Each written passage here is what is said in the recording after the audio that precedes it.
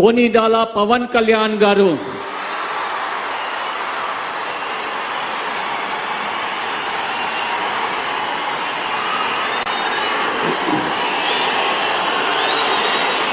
నేను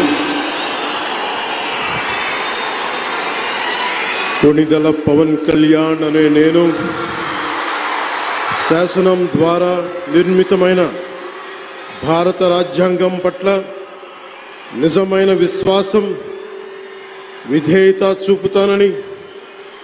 భారతదేశ సార్వభౌమాధికారాన్ని, సమగ్రతని కాపాడుతానని, ఆంధ్రప్రదేశ్ రాష్ట్ర మంత్రిగా నా కర్తవ్యాలను శ్రద్ధతో, అంతఃకరణ శుద్ధితో